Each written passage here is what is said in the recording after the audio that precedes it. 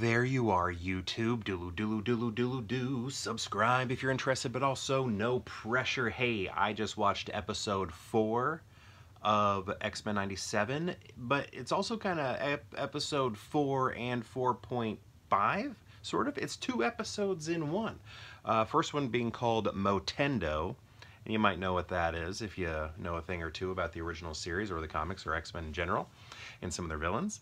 And then the next one, shoot, what was it called? I think it was called Lifedeath or something like that. Was it called Lifedeath? I'm going to go with Lifedeath. So yeah, 2 episodes in 1 episode, and I thought this was really cool, and they are very different in tone. The first one is very silly. The second one is very serious. Silly and serious. We got, what was that thing that Dane Cook used to say? Silly was Chuckle House, and serious was Van Damme, right? So that's kind of what this is.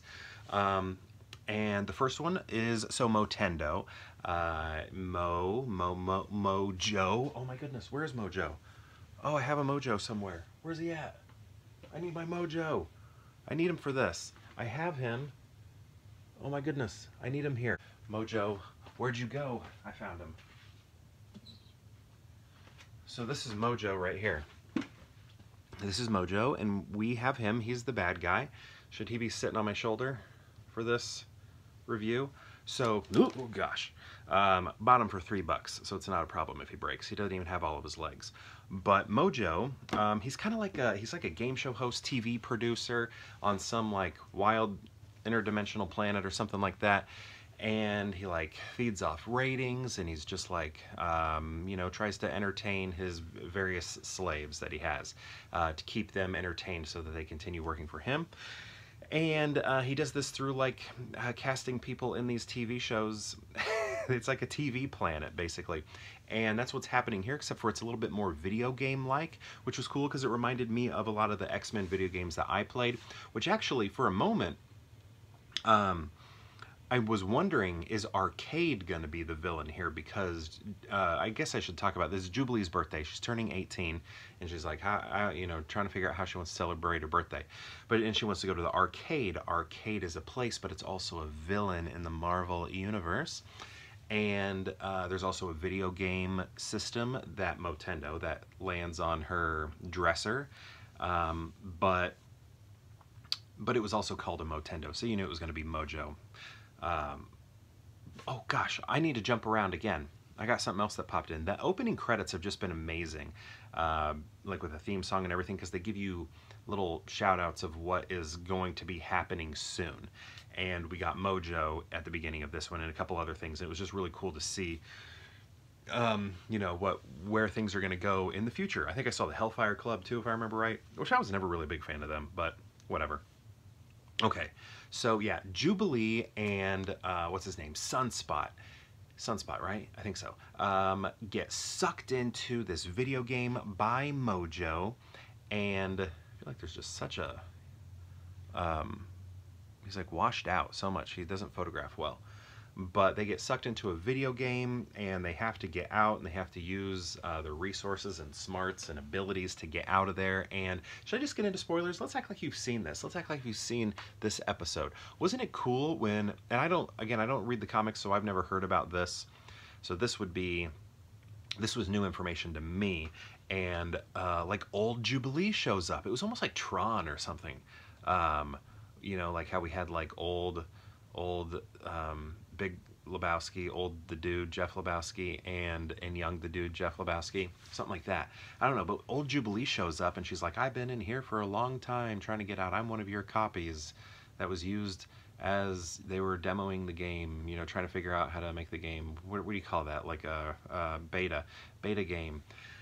And I'm here to help you because I know everything about it. And it was just really cool to see Jubilee like really use her powers, because in the original series, she really didn't know how to use her powers that well. She would, but it was never like an amazing, huge spectacle. And here it happened. And not only did it get, it wasn't just like Jubilee, it was double Jubilee. And they were working together, growing the power together. It was just really cool to see. And that's what I've been loving about this series, is how they are really showcasing the powers of the characters. And I can't wait to see that, and I hope they do it.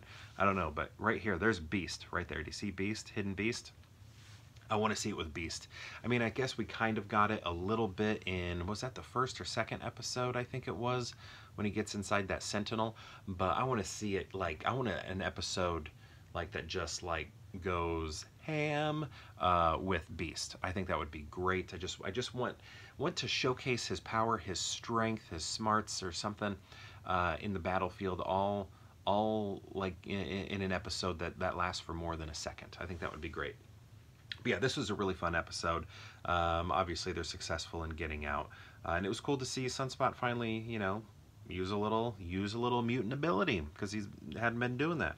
Okay, so then that episode ends, and that was cool because Mojo was in the original, you know, series and everything.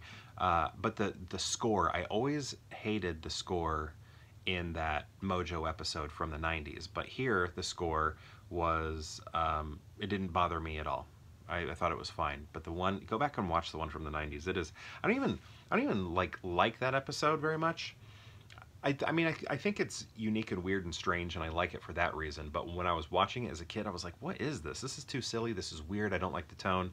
So Mojo was like never my favorite, but because he's so strange and odd, and it just seems like totally out of character for the X-Men, I bought this. Like, I'm cool with, I might collect Mojo stuff now because he's just so weird, even though he's not like a favorite or anything. He's like a favorite because he's not a favorite for me or something. Does any of that make sense? Okay. What's going on? Oh yeah, my wife's cooking upstairs. I thought I was smelling food. So you're just making dinner. Okay, what was the other thing? Oh yeah, so the second one, what was it called? Lifedeath, I think? So yeah, that episode within the episode ended, and then a new episode started called Lifedeath, and this one was all about Storm and Forge. So we learn a lot here. It's a very serious episode. Storm is without her powers, and she has been for a while now in these few short episodes that we've had so far, and she sort of ran off away from the X-Men because she just found it kind of unbearable to be around everybody, you know, while she didn't have powers, you know. And she meets up with Forge. You may remember Forge from the original series, and basically his power is he can like create, invent, fix anything. The way he described it was like his mind is just a Rubik's Cube, like on, what do you say, autopilot constantly, working to fit together things, pieces and puzzles and things like that. So it's very easy for him to invent things. But yeah, so what he's trying to do is he's trying to help Storm, help her. Usually when we think of him, though, we think of like mechanical stuff, right, and technological stuff. But he's trying to work on getting Storm her powers back, and he's trying to do that, you know, with like machines that can reinstate her powers and abilities. And he's having a tough time doing it. And I'm gonna act like you've seen this, so here are some spoilers. And what we find out is he had like a contract with the government because he was, you know, dealing with a lot of stuff, emotionally damaged, and I don't know, damaged probably isn't a good word, but emotionally hurting, and had some, you know, issues that he was dealing with, to where he took a job with the government to build these like collar things, these machines that suppress mutant powers permanently. And he just like sort of came up with the very minor blueprints of it, and then someone else finished the job, right?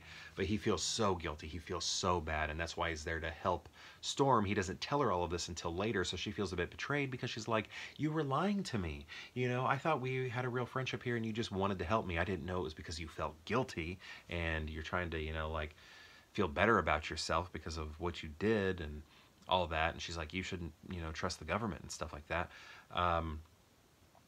And he's like, well, you know, that's true, and I'm very sorry about that. I was a broken man. Sorry, my alarm went off. Where was I? He said I was a broken man or something when I took that job, and basically